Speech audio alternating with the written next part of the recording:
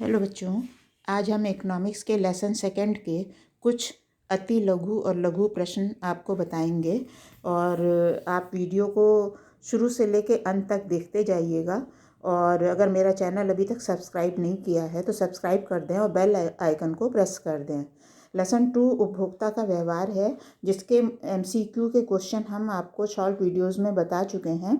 आज हम अति लघु और लघु प्रकार के मोस्ट इम्पॉर्टेंट क्वेश्चन जो कि 2024 की परीक्षा में आने वाले हैं, उनका आपको वीडियो बना के दिखा रहे हैं। तो इन प्रश्नों को अच्छे तरह से सीख लीजिए।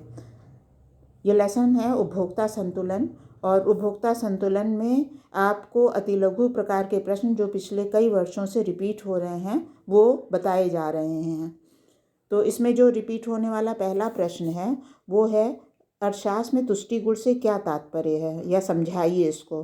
तो इसमें आप परिभाषा लिखेंगी, अर्थशास्त्र में तुष्टि गुण या उपयोगिता किसी भी वस्तु का वो गुण या शक्ति होती है जिससे मनुष्य की किसी न किसी इच्छा की पूर्ति होती है। दूसरे शब्दों में, किसी वस्तु या सेवा की वो क्षमता जिससे मनुष्य की किसी आवश्यकता को संतुष्ट किया जा सके, उससे तुष्टि गुण या उपयोगिता कहते हैं। नेक्स्ट जो क्वेश्चन है वो है, सीमांत उपयोगिता को परिभाषित कीजिए या सीमांत तुष्टि गुण का अर्थ स्पष्ट करिए। आप लोग देख रहे हैं ये पिछले कई वर्षों से आ रहा है, इस वर्ष के लिए भी ये बहुत इम्पॉर्टेंट है। इसका आंसर है, उपभोक्ता द्वारा किसी वस्तु के निरंतर उपभोग से प्रत्येक एक इकाई के बाद अगली इकाई की उपयोगिता कम हो जाती है। अतः उपभोग की गई इकाइयों में से अंतिम इकाई को सीमांत इकाई कहा जाता है, और इस सीमांत इकाई के उपयोग से जो तुष्टि गुण प्राप्त होता है उसे सीमांत तुष्टि गुण या उपयोगिता कहते हैं। नेक्स्ट क्वेश्चन है, सीमांत प्रतिस्थापन दर क्या होती है। इसका आंसर है, प्रतिस्थापन की सीमांत दर वो दर होती है जिस पर एक उपभोक्ता एक वस्तु को त्याग कर उसे दूसरी वस्तु से स्थानापन्न करने को तत्पर रहता है। इसे निम्न सूत्र के द्वारा ज्ञात करते हैं। ये सूत्र भी अच्छे से याद कर लीजिएगा, कभी कभी आपसे ये बहुविकल्पीय प्रश्न में भी पूछा जाता है। प्रतिस्थापन की सीमांत दर MRS इक्वल टू Y वस्तु को त्याग की गई मात्रा अपॉन X वस्तु की बढ़ाई गई मात्रा।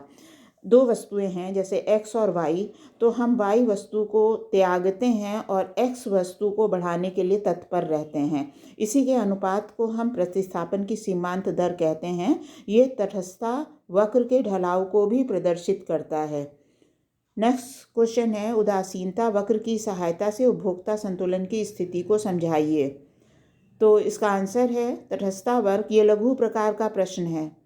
तटस्थता वक्र विश्लेषण के संदर्भ में एक उपभोक्ता तब संतुलन प्राप्त करता है जब तटस्थता वक्र का ढलाव बजट रेखा के ढलाव के बराबर हो।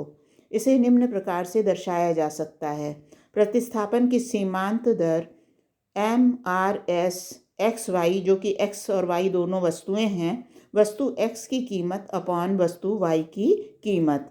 इसके बाद प्रतिस्थापन की जो सीमांत दर है, तटस्थता वक्र और उपभोक्ता का जो संतुलन है, वो हम इस ग्राफ से आपको बताने जा रहे हैं। यहाँ पे आप देख रहे हैं कि जो बजट रेखा है वो BL है, और इसके अलावा IC1, IC2, IC3 ये तटस्थ विभिन्न प्रकार के तटस्थता वक्र को दर्शा रहा है।